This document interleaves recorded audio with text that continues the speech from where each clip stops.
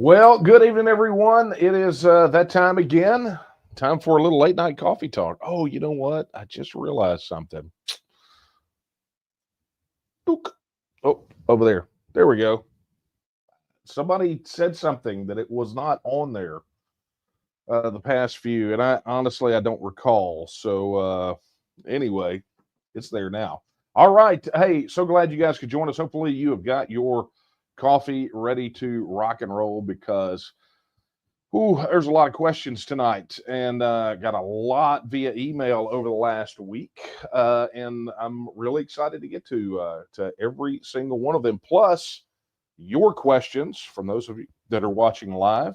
Let me, I guess, without further ado, let's get the business out of the way. Right, for those of you joining us for the first time, I'm Daniel Miller, president of the Texas Nationalist Movement, and this is Late Night Coffee Talk. It is that time once a week where I take a break from doing the work to make Texas a self-governing independent nation, pour yet another cup of coffee, and fire up the camera and take your questions. You are going to 99% of the time your questions drive what we do here over the next hour. So if you want to submit a question, here's what you need to do. If you're watching on YouTube, just drop it in the chat. And while you're there, be sure to like, subscribe, and hit that notification bell. And dropping some change in via a super chat, 5, 10, whatever you could do, super helpful to keep us moving and grooving and doing this. Additionally, if you're watching on Facebook, you'll be watching on the TNM's Facebook page. You can drop your question in the comments and be sure to like and share while you're there. Additionally, if you're watching on X, you just got to go in and drop your question in the chat that's on the video.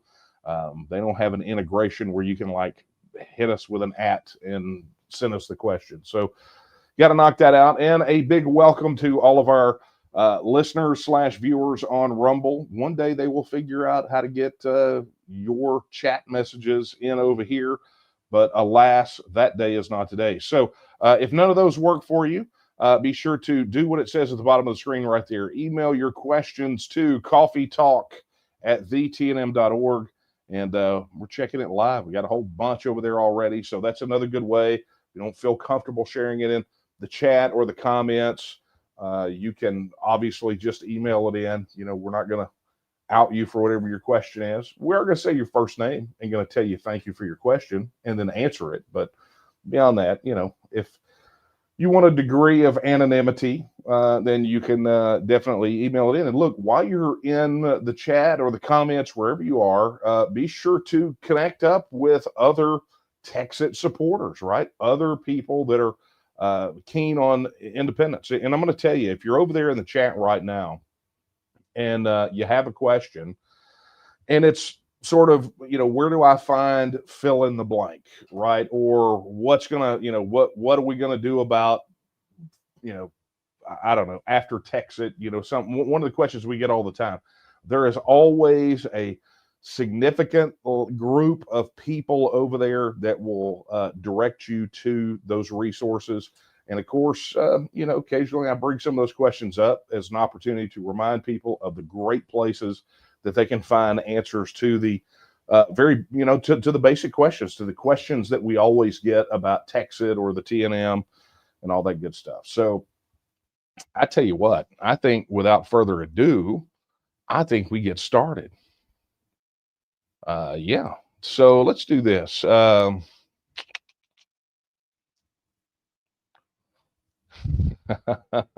get to that. Let's take an email one first, okay? Oh man, there's a bunch. Okay, so let's get to this one. This is from Timothy. Timothy asks, he says, what is your opinion on Dade Phelan's bill to regulate memes posted in Texas? Do you believe it would stand up to our Constitution?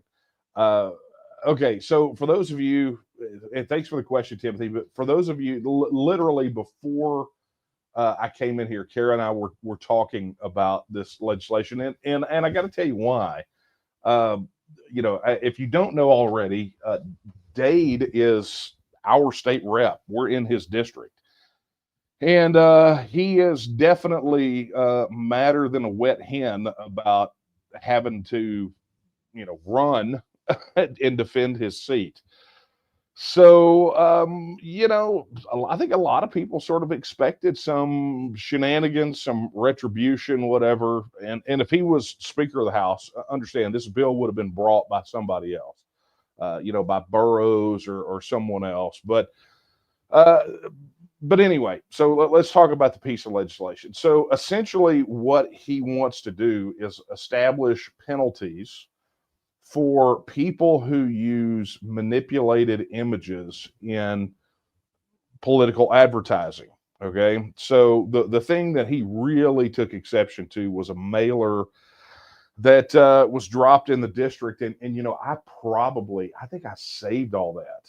It may still be up in the podcast studio, but I think I have all those mailers if we did toss because, guys, we were getting buried by mailers. If you go back and look at some of the podcast recordings, the podcast episodes from the cycle, you're going to see stacks and stacks because I would bring them out. But anyway, there was a mailer that came out that essentially the message was is that he shared a policy position with Nancy Pelosi, and the image was manipulated to look like he was basically hugging Nancy Pelosi.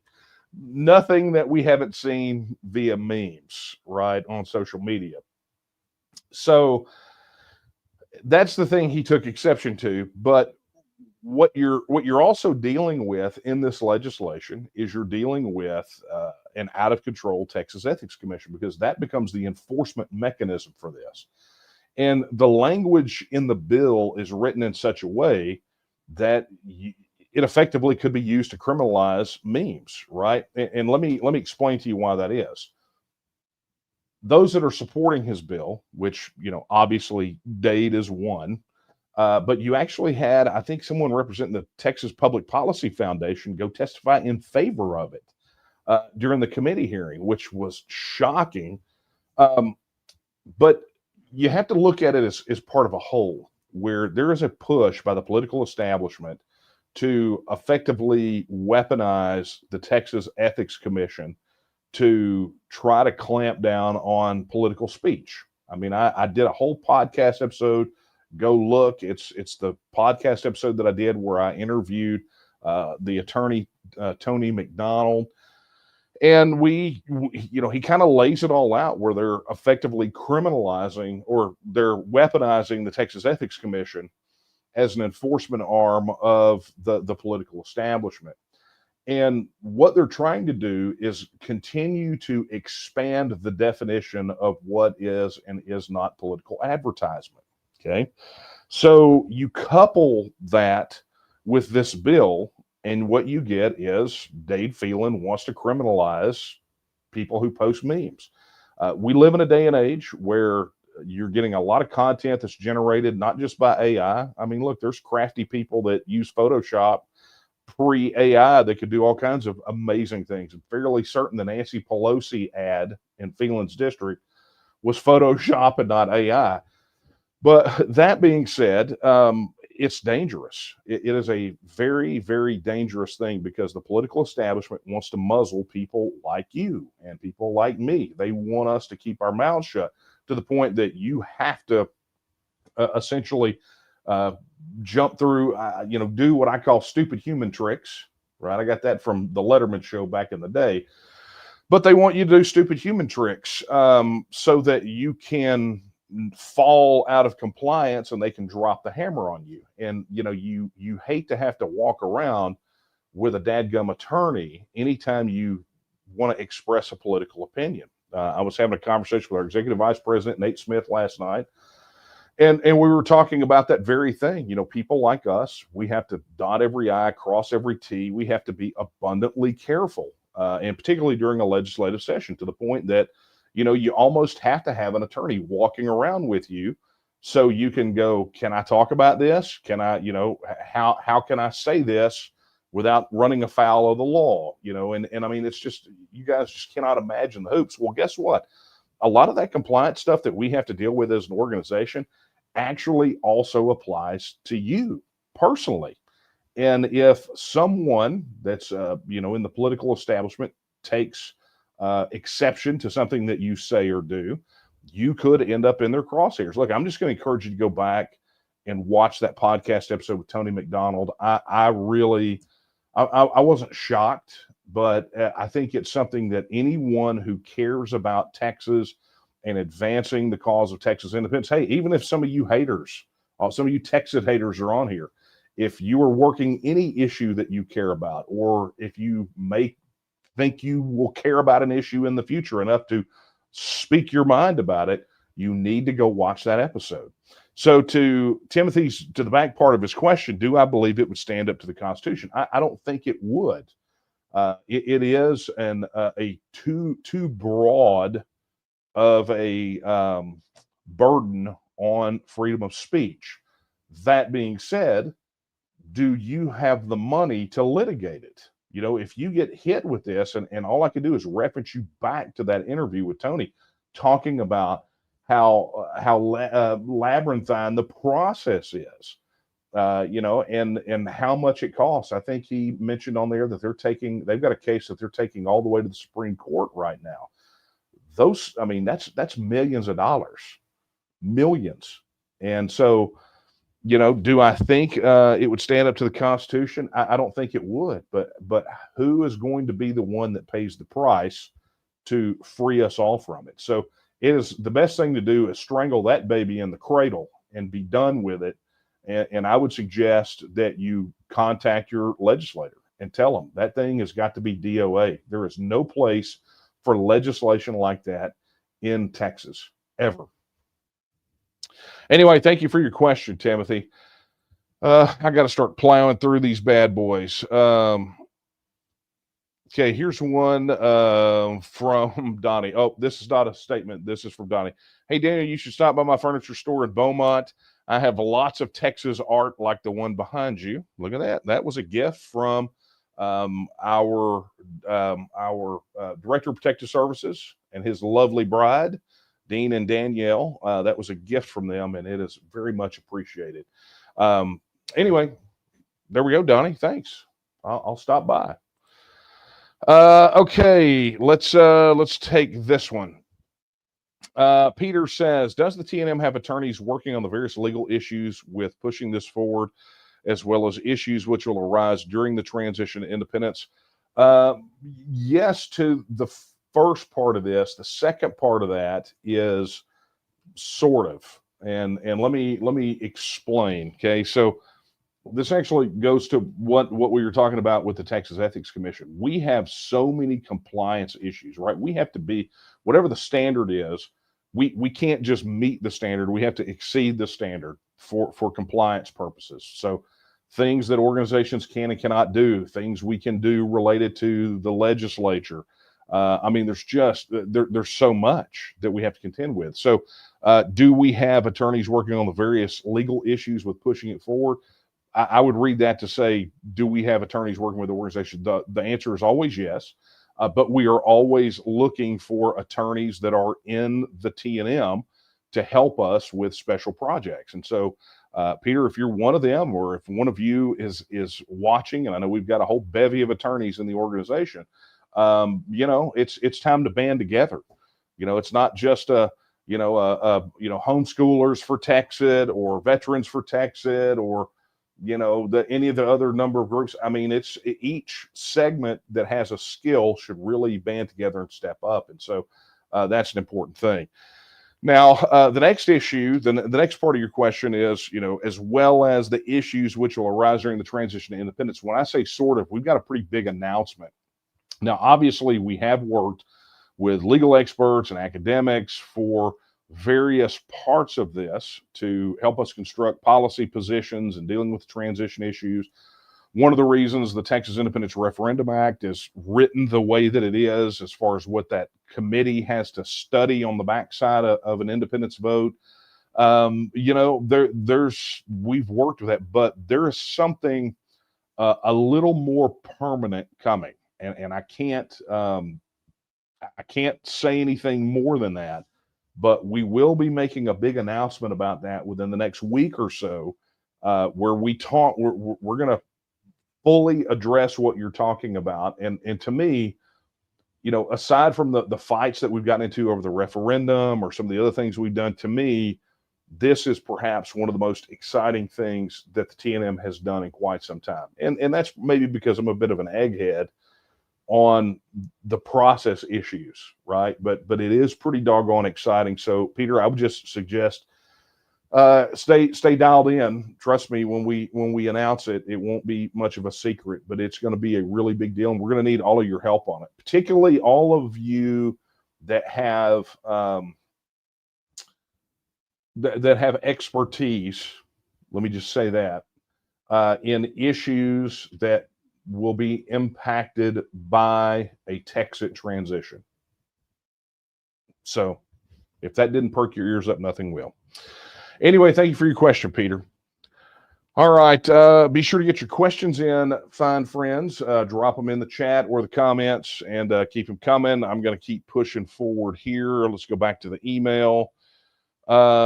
Mike asks, he says, do we have an up-to-date listing of reps and senators who actively support a vote on Texas becoming an independent country once more? What reps and senators are actively against Texas independence? All right. So, we're reaching that time of the legislative session where that information is coming, right? So your first thing, and I'm gonna pull this bad boy up real quick just to make it super easy for you. Let's present and let's go to here, and this is going to be, let's pull that up.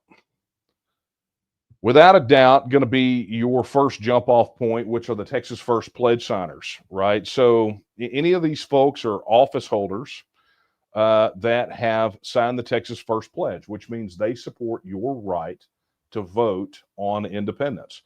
And, you can filter it here. You see some state reps, see Christina Drury, county commissioner. So, we have this. We don't do federal, right? Because, reference my previous conversation about compliance issues, but also we don't care about that on the federal side. But you're going to find office holders and candidates, and I mean it's set. So that is always the running list of people that we 100% know have come out and said that they support a vote on Texas independence. Now, as I was saying, the other component of this.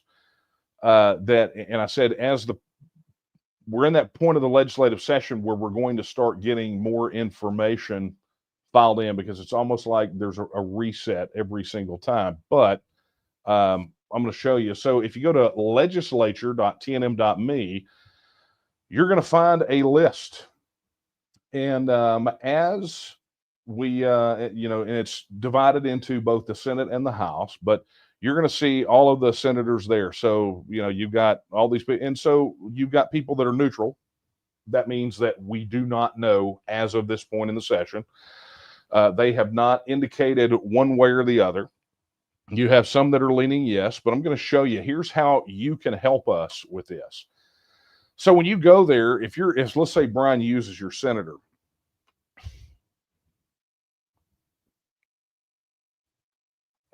okay, if Brian Hughes is your senator, there's all the information you need. You can tweet at him. You can, go to his Facebook page.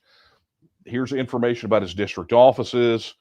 But here's the important part about this, right? And it's their reported interactions. So you have to be if you're a registered supporter of the TNM, that means you have a login to all of our websites, okay?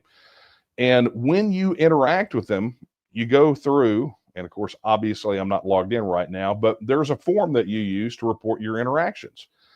And so one of the things that happens is internally, we do some of that work. We're gauging in the interactions that we're having with these legislators. But as supporters of a vote on Texas independence, you have your input factors in there too, because let's say you talk to a legislator that you may have access to that's got gatekeepers that are stonewalling us because we're not in their district or whatever that is. you may get the answer that we need, right? You may get that. And so it gives you an opportunity to have an interaction with these guys and report that interaction. And then that feeds into the rating of where they are on the bill. If they're a hard no, if they're leaning no, if they're neutral, if they're leaning yes, or if they're a hard yes. So that's going to be, as information comes in, that is going to always be the most up-to-date place where you're going to be able to find it. And to the point of there was I think a statement in there about making sure that it stays posted on the website. That's what that's for. Yeah. He says, my personal view is lists with the above info should be updated regularly and always highlighted.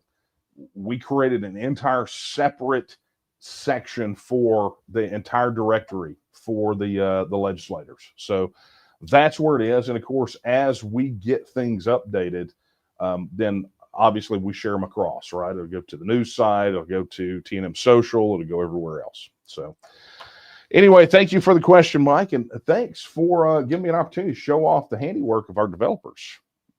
They will appreciate that. Let's do this. Let's take another one from email.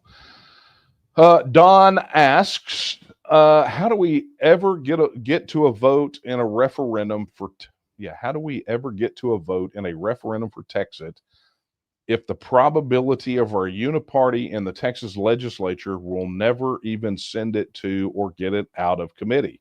The swamp in Texas politics is real. Look, Don, you're not incorrect. I mean, it's, how do we, but your question here is, how do we get it to a vote? And, I know we're approaching the filing deadline, and I mentioned this last week. Filing the bill is not a problem. It's not a problem. Getting it passed is the problem, right? We got it filed the last two sessions. It got assigned to a committee. It never got assigned a hearing. And where did that block come from? Well, that came from House leadership. So, you have to understand. So for those two sessions that it was filed, we threw everything at trying to get it through that roadblock. The challenge that we have this session, and what's factoring into all this calculus, is from a strategy standpoint, is whether or not it's even worth it to file it. Because if we get it filed, so let's say that one of our Texas First pledge signers goes and files the thing. What's going to happen? Well, for us, the expectation will be to throw everything at it, right? I mean, we're going to have to expend everything, and I'm going to be honest with you guys. There are many folks out there that have been a little lax in their financial support as of late. And, we've got members that are expiring, that are being slow to renew. I mean, there's a lot of things going on. But it takes a lot of money to mount a serious legislative effort. So you've got that on one hand. The expectation will be we will throw everything. I mean, everything. We will drop everything we're doing, and we will push to get that referendum across. But functionally, the Texas House of Representatives is no different with Dustin Burrows as Speaker than it was with Dade Phelan as Speaker. So what are we to do about this? Well, I'm kind of with Don here. How do we ever get it to a vote? Well, if House leadership is the problem, then you got an opportunity to do something about it in the primaries. And we saw what happens if people really concentrate efforts in the primaries moving forward. You add another 15 reps in the House, and it's game over, because a massive chunk of those people they're just going to go with whoever the winner is, right? It's just, whoever, wherever that power shift comes from. And so you're going to have to remove that obstacle. And that obstacle is the leadership. And you don't break the back of the leadership in Austin on the day that they choose the speaker. That is about a bloody waste of time as you could possibly get. But we tell people that they don't ever listen. Where they are vulnerable is in the primaries. And if you see another primary season like you saw this last one, you'll get the referendum bill filed next go around. You won't have problems. You will have a path to getting that vote. So the question becomes, what do we do in the meantime, right? Well, look, I think it's important to remember, and those that have heard me talk about this will understand that I have said previously, a singular fixation on the referendum is detrimental to the overall mission, right? Because what is the mission? The political, cultural, and economic independence. And so, the referendum is a key milestone. There's no doubt about it. It's a mark that we absolutely have to hit on our road to independence.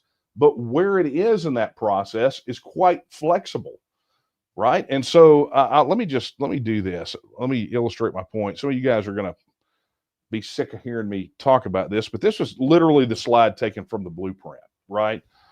And it's common for people to focus on TEXIT as the referendum. They in their mind, in a lot of people's minds, they use it interchangeably, right?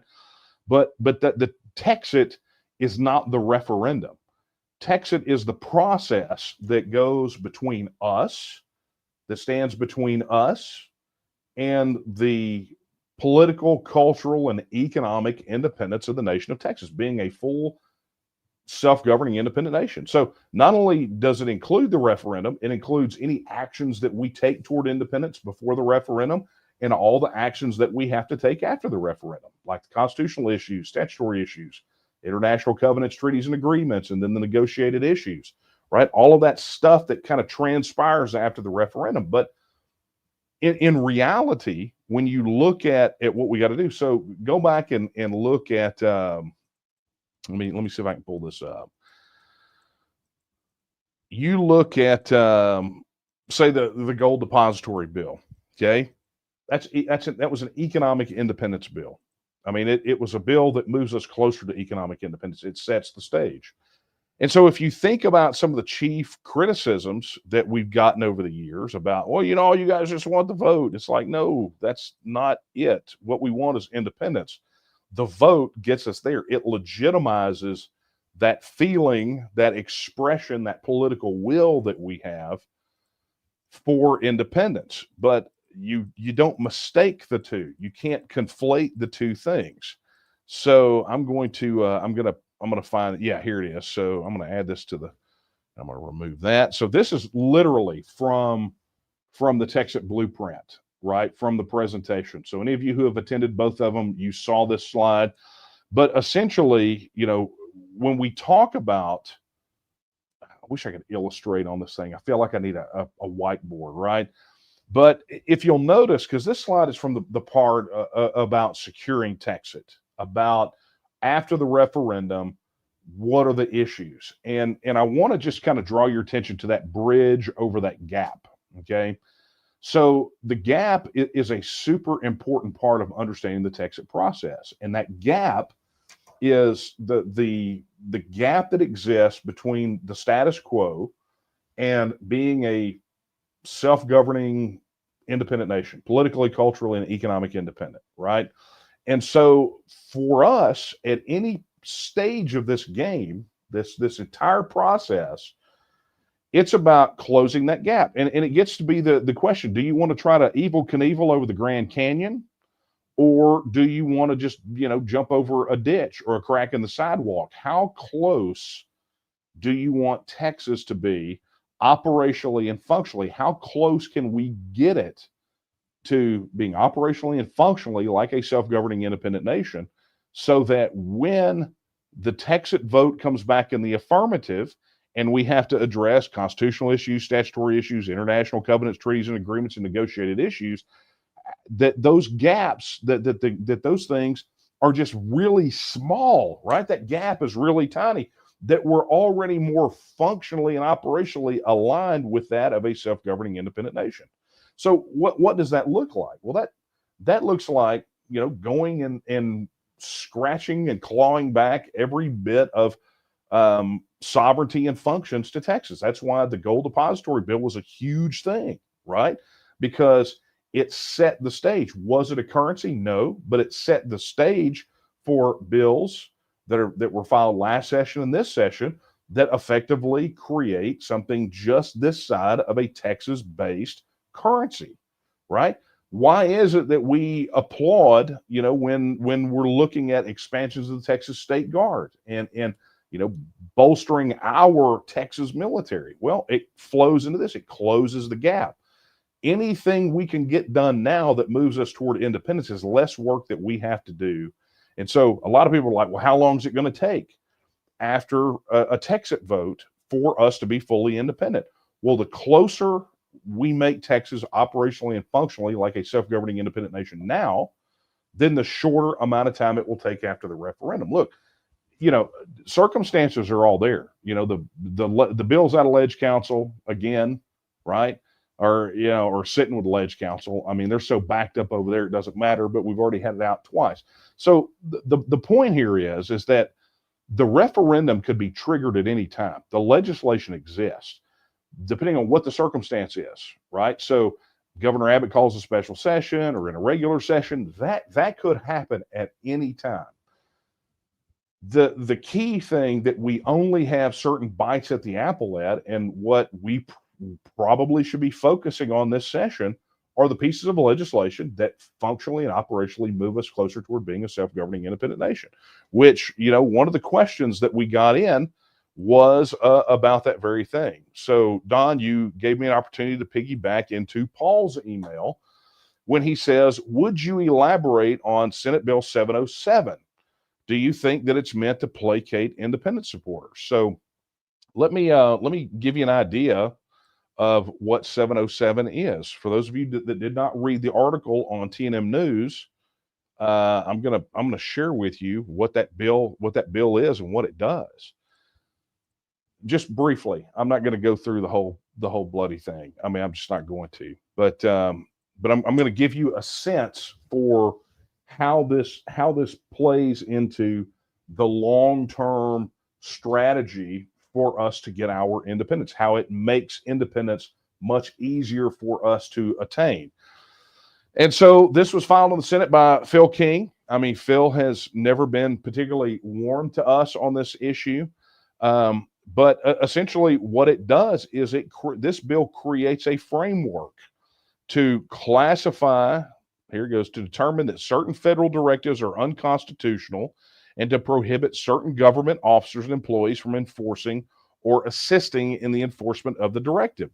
It is, in effect, a resistance framework so that if the federal government implements some directive that we find unconstitutional, coming from that federal level, what it does is it prevents by law state officials from cooperating with the enforcement or implementation of that directive. And it represents a phenomenal framework. It's like Cecil Bell's Texas Sovereignty Act, which, he just got censured by Montgomery County Republican Party, but it's a bill that he's been advancing the last several sessions to essentially create a framework so that there can be resistance and pushback. Well, this is one of those kind of pieces of legislation, that we're talking about. It claws back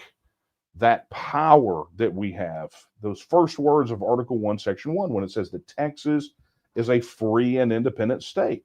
Well, that's what we're doing. We are functionally and operationally making Texas a free and independent state, and legislation like this definitely helps with that. But the other part of his question was, do you think that it is meant to placate independent supporters, and if so, why?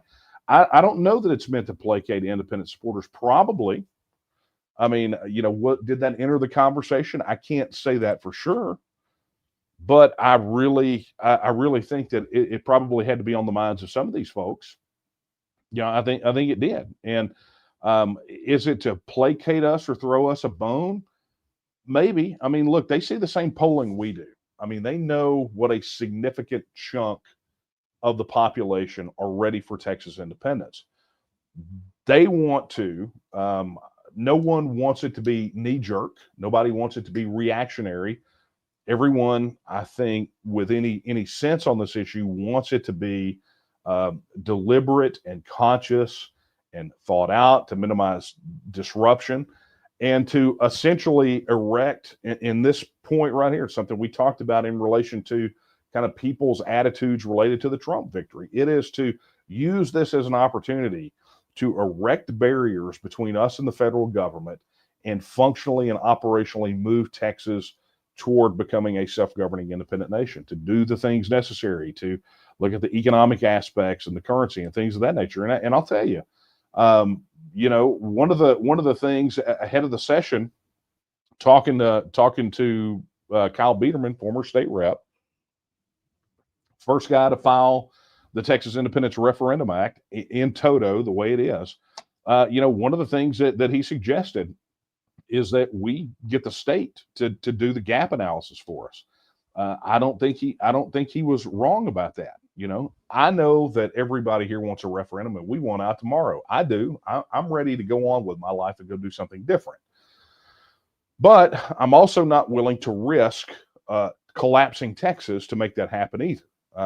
Impatience is not an excuse for preparation. So we have to take the opportunity to do the things necessary and be strategic about it. And I'll be honest with you, there's a lot of phenomenal legislation that has been filed by a lot of our Texas First Pledge signers that do exactly what I described, which is move Texas and align Texas more functionally and operationally like a self-governing independent nation. And so hopefully that answers, I think I may have answered like 3 questions and all that. But anyway, thank you, Paul, Don, and I'm pretty sure I got somebody else. I don't know. Hey, real quick, we're at the midway point, so let me remind you, if you have not gotten your question in, it is not too late to do so. You can drop it in the chat on YouTube, you can drop it in the comments on Facebook, and you can drop it in the chat on the video on X, or you can do what it says at the bottom of your screen and email your questions to, there it is, coffeetalk@vtnm.org. And there's a bunch. Look at that.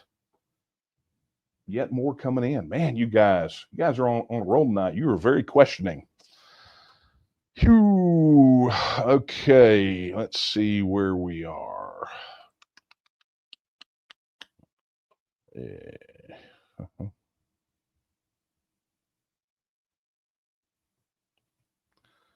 Okay. Yeah, let's take a chat one. This is actually a piggyback on what we talked about. Kim wants to know how many pledge signers are in office currently. Let's take a look. Status, office holders, 65, according to the website. But if you go to that page I showed you, if you go to taketexasback.com, you can see all the Texas First Pledge signers, and you can search, and when you do the drop down, it will show you how many office holders are actually pledge signers. So there you go. Thank you for that question, Kim. All right, let's get back over here to email. So we got Don. Let's see here.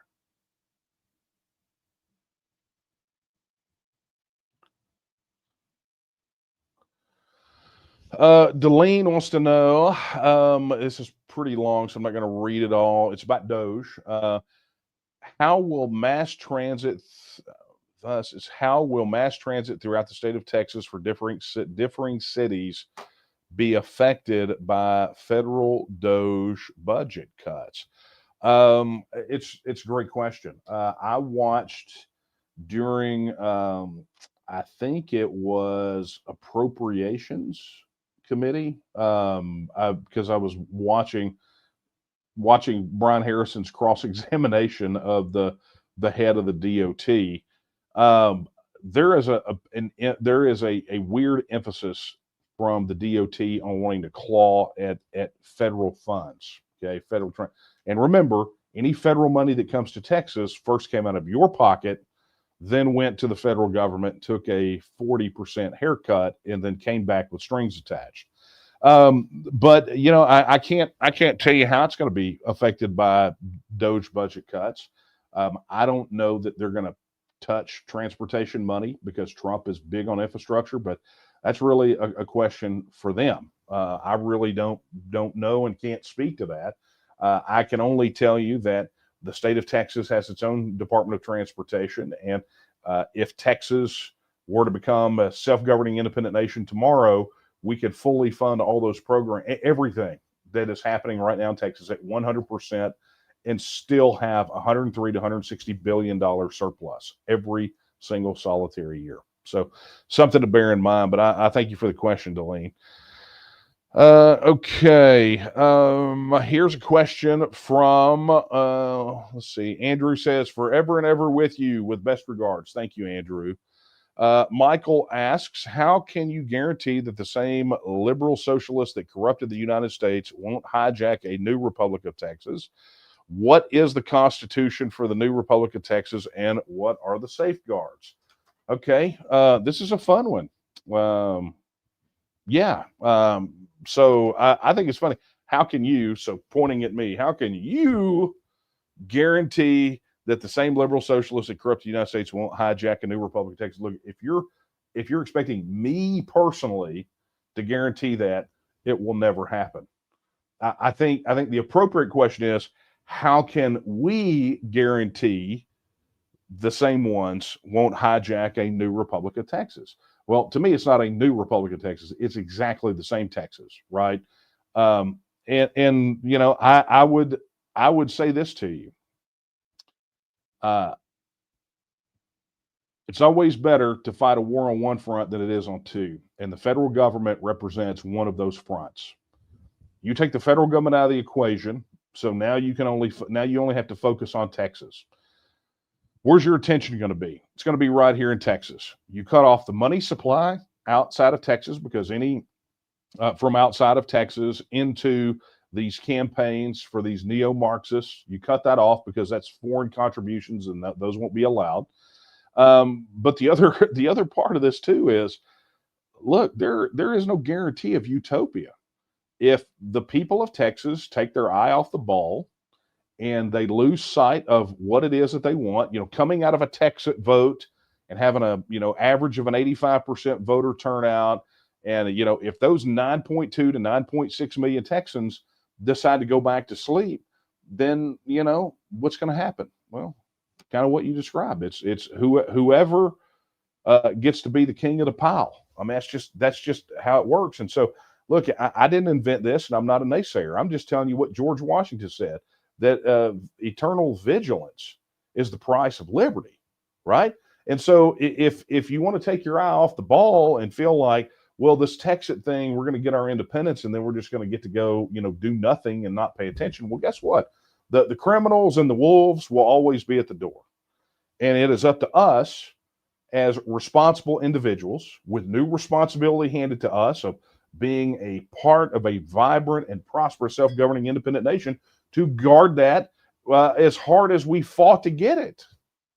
I mean, that's kind of the thing about it. I mean, if you fight and you sacrifice and you do all these things to get your independence, then why would you not fight equally as hard to keep it? And so, look, that's what I would tell you about that. It's not up to me to guarantee anything. It says all political power is inherent in the people. Not all political power is inherent in the fat bald guy that gets on the camera once a week and drinks gallons of coffee so he can go out there and try to make Texas independence happen. All political power is inherent in the people. I am one of those people, just one. And so it is not solely my responsibility. It's our responsibility. Ben Franklin coming out of the Constitutional Convention, a republic if you can keep it. Well, it's kind of that way here too. I'm going to fight to make Texas free, independent, self-governing. That's what I'm going to do. And when it happens, I will be equally vigilant over the new nation on the earth that we just birthed. But again, I'm one person. That is a responsibility for all of us, just like it is a responsibility for all of us to do what we can to secure Texas independence. I mean, I could go and think about and talk about, that letter from Travis that I read. I did a podcast on that. We talked about Line in the Sand Day, which, that was Coffee Talk last week. We just went through the high holy days, 2 solid weeks practically of examples, solid examples of what it means to sacrifice for something worthwhile. right? We did. I mean, we had the perfect example of what that looks like, what that sacrifice looks like, what you have to be willing to give for independence.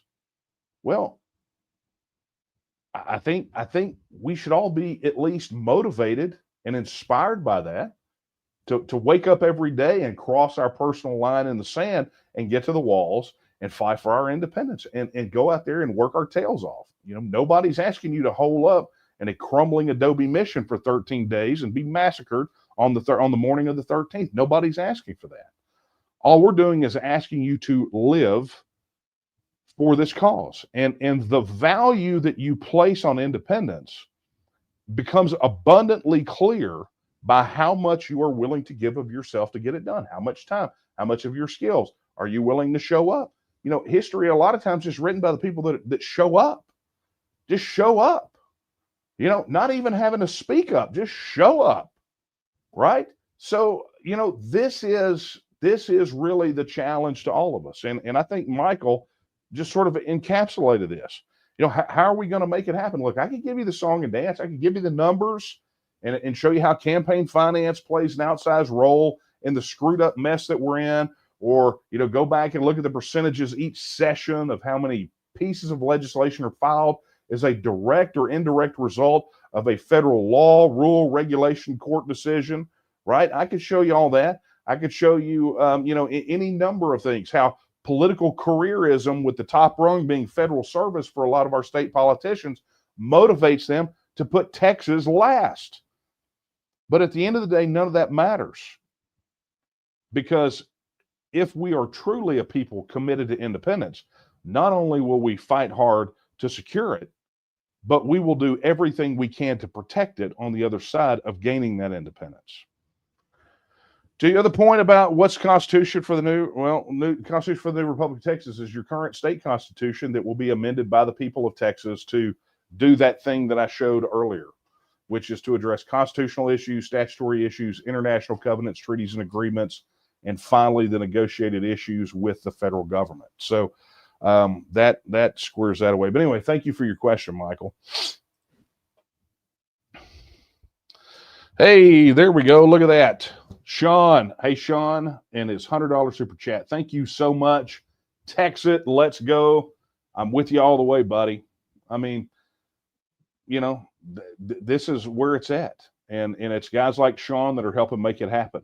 I mean, you gotta think about that. That will cover and just give you guys an idea of what Sean just did. He made sure that 10 people in leadership are going to have digital tools necessary, email, shared drives, all that kind of stuff. He made sure around 8 to 10 people in leadership are going to have the ability to reach additional Texans this month, the digital tools. And so, Sean, thank you so much for that.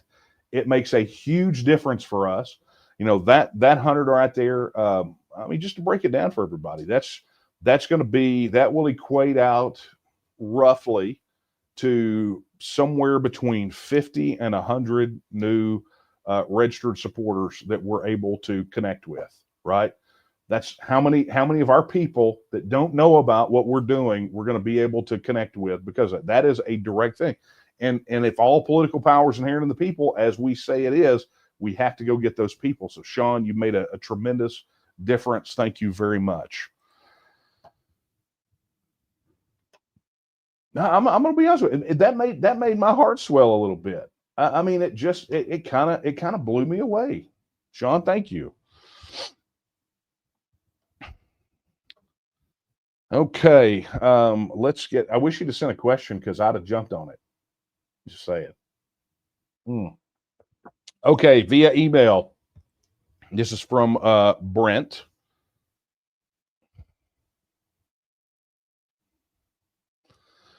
Yeah. Oh, that's funny. Brent literally just sent an email saying he got held back, and he hoped I hadn't answered his question yet. I'm getting to your question right now, Brent. How is that for timing?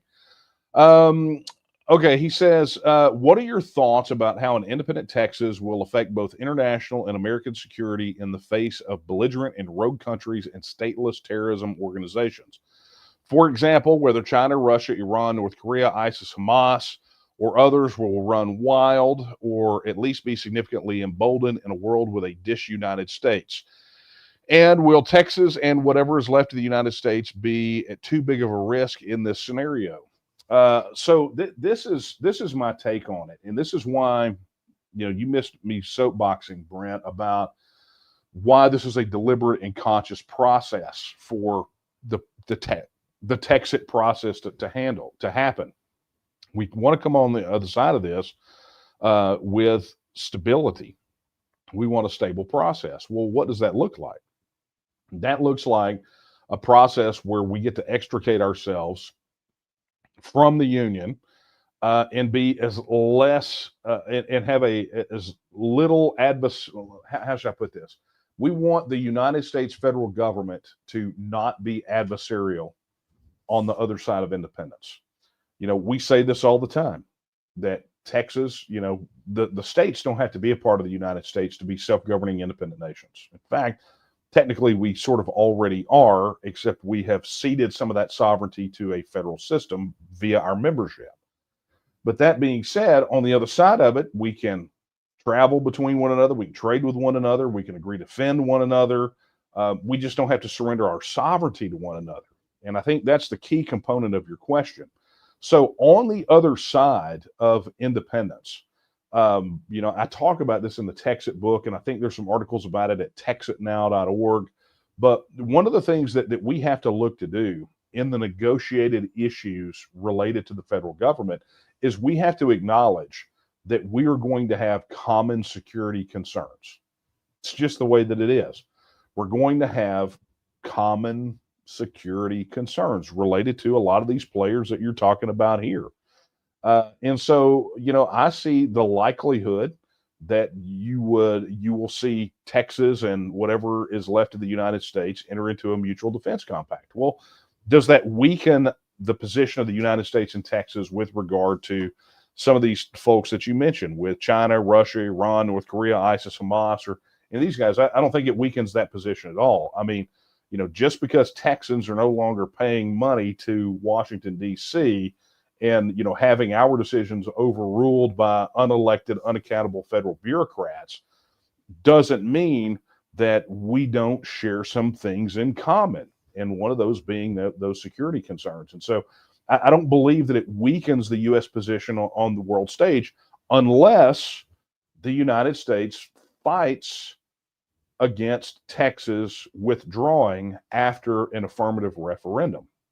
So if the federal government adopts as its policy an engagement, basically engaging negatively with Texas about a referendum, trying to suppress a referendum or suppress the results of the referendum, that hurts them on the world stage more than anything else, because they have actually gone around with at the barrel of a gun and promoted the idea of self-determination. And so if they show rank hypocrisy in their policies, in other words, if they, as Dr. Quartrip says, if they have a different policy at home than they have abroad, that will weaken their position with regard to all of those people that you talked about. It will weaken their position outside the United States, and that's going to be that will be a massive problem for them. It's one of the reasons that I say that if Texans would just understand that when they talk about this fear mongering about what the federal government will do, and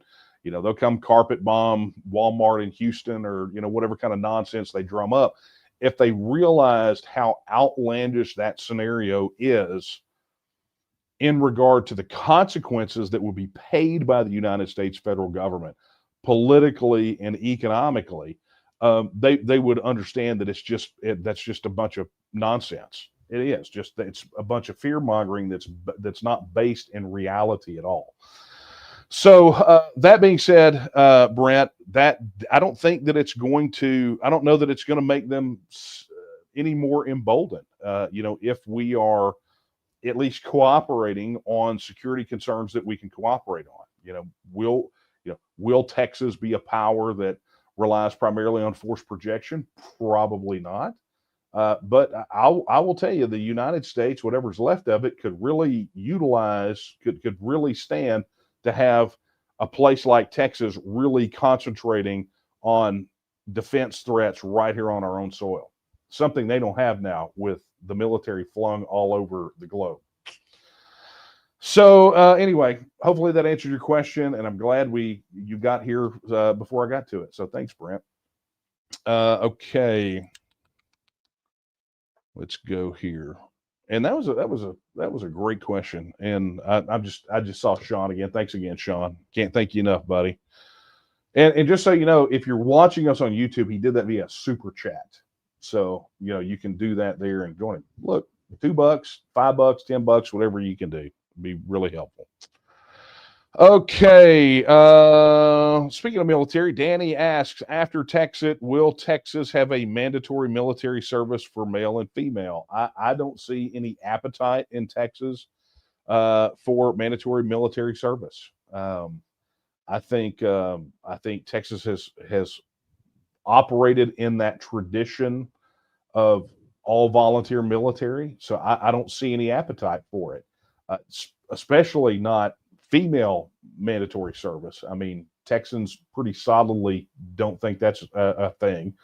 But will that policy change? If the circumstances were to arise, I mean, Texas may consider that, but I don't see an appetite for it unless things would be super dire, right? Especially when so many Texans are ready to go volunteer right now. I'm going to tell you, if the legislature passed legislation to open up enlistment to the State Guard and basically make the primary focus of the Texas Military Department the Texas State Guard, and said, look, we need people to enlist tomorrow, you're joining a Texas military, there would be people lined up around the block. You'd have veterans that served that were ready to get back into service. You'd have young men. Matter of fact, there's one who comes on Coffee Talk that we're aware of that went and joined the Guard. I mean, for this, because he wanted to serve Texas. So I think Texas will never have a problem defending itself and having its sons and daughters come in defense of the Republic. I just don't think it will ever be an issue that would warrant mandatory military service. Anyway, thank you for that question, Danny. Oh man, I'm running behind. Okay, let's do this. Okay, this is from Jason. Jason says via email, Jason says, what is the TEXIT movement doing currently to help Texas and garner support for the movement? No better way to gain support for a movement than action now to help improve the state. Yeah, Jason, I know we're short on time, but here's what I do. I would just encourage you to go look at what we're doing, right? Go to news.tnm.me, go explore the website, find places where you can plug in. We're doing it. I mean, it's whether it's our volunteers out in the field, whether it's local people in your counties organizing their county to help build capacity and get and win a vote on Texas independence, whether it's our international engagement, whether it is our government affairs team, whether it's our comms team that's putting out, helping get some stuff out like this information to educate. We're working all the time. And so, the Texas Nationalist movement, we're not the TEXIT movement, we're the Texas Nationalist movement. We're out there every single solitary day. And literally around the clock. There is always someone in the organization, multiple someone's working at all hours of the day. And if you don't believe me, you can ask our people how often they get messages from me at really weird hours when you wouldn't expect it. So 24/7, 365, we're working to advance the mission of the Texas Nationalist movement, which is to secure and protect the political, cultural, and economic independence of the nation of Texas. And that's what we do. This is who we are. And that is, I think, an important distinction to make. Not only is it what we do, but it is really and truly who we are. And Jason, I would just recommend heading over to the website, finding a place to plug in and get stuck in. And if you have any questions about how to do that or what would be a good fit, don't hesitate to reach out. Okay.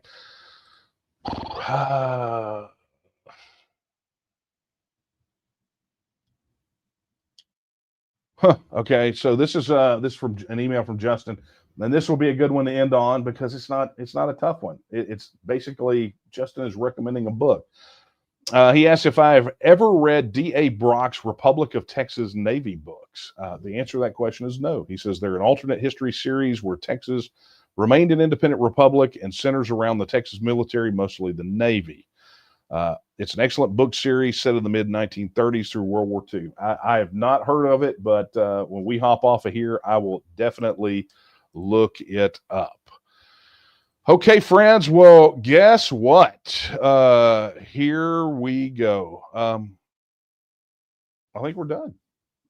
I think we have exhausted all the questions we can because, frankly, I am out of time. So we're going to call that a wrap. I've got a lot to do. Look, we got, before I wrap up, I just want to tell you guys how much I really do appreciate you tuning in week in, week out.